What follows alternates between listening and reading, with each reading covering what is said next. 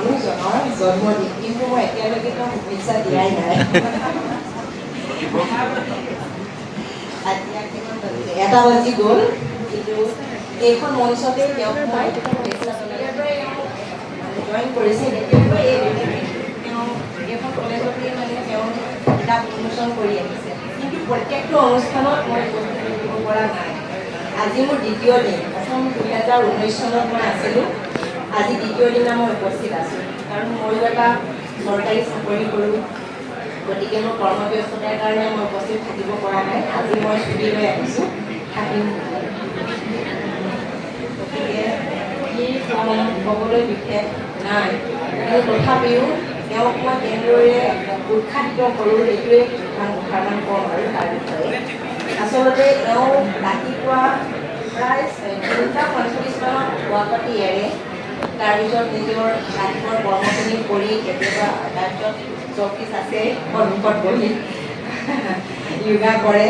তাৰপিছত গা পা ধুই তেওঁ কলেজলৈ 5টা বজাত ওলাই আহে। আজিকালি অৱশ্যে ময়ো আহোঁ তেওঁৰ লগত, ময়ো ইয়াতে খোজকাঢ়োঁ অলপমান নিজৰ স্বাস্থ্যৰ প্ৰতি। ইয়াৰ পৰাই আজি প্ৰায় কেইবাবছৰৰ পৰা কৈয়ে আছে, কিন্তু মই একচুৱেলি মোৰ ল'ৰাৰ লগত লাগি থাকিব পৰাৰ কাৰণে মই আহিব পৰা নাছিলোঁ, কাৰণ মোৰ খোৱা বহুত যথেষ্ট দেৰি হৈছিলে। আজিকালি অলপ সোনকালে হয়।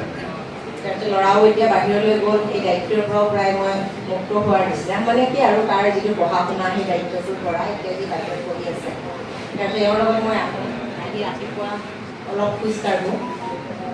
তাৰপৰা এওঁ আকৌ প্ৰায় 6টা, ইয়াৰ পৰা 6টা 6:30মান বজাত গৈ 7টা মানৰ পৰা 7টা মানৰ পৰা এওঁ প্ৰায় আকৌ লিখা পঢ়া কৰিবলৈ অপূৰ্ব যায় কলেজৰ, তাৰ লগত বহে।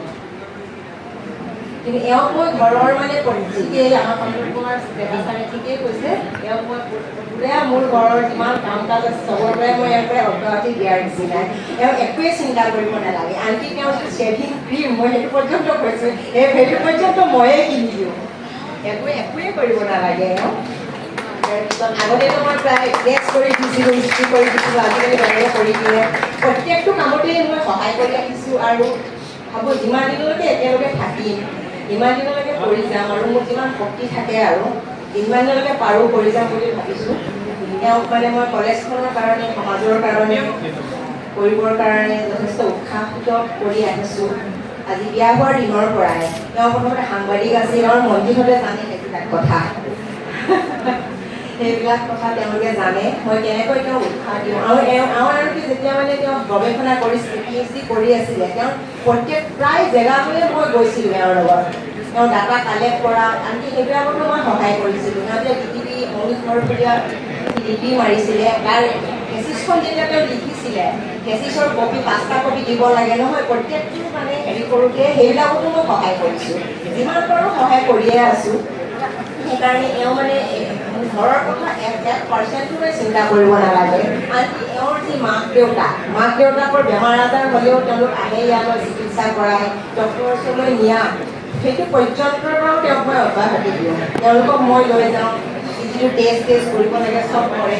এতিয়াও তেওঁ মাক মানে পৰ্যায়ত তেখেতক মানে আস্থামতে তেওঁ টকা দিওঁ, তেওঁ সেইবিলাকৰ পৰাও এওঁ মুক্ত। সেইবিলাকো চব ময়ে কৰোঁ, মানে কমপ্লিট মই এওঁক মানে এৰি দিছোঁ আৰু ৰাইজৰ কাম কৰিবৰ কাৰণে কমপ্লিট এওঁক মানে মই মানে কি আৰু এইবিলাকৰ পৰা মুক্ত কৰি দিছোঁ।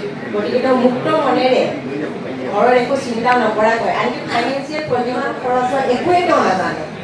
এইবিলাক কৰিবৰ কাৰণে মই তেওঁক যথেষ্ট মানে সহায় কৰি আহিছোঁ, আৰু ভৱিষ্যতেও মানে যিমান দিন থাকোঁ আৰু লগত মানে সহায় কৰি যাম বুলি মানে ভাবি আছোঁ।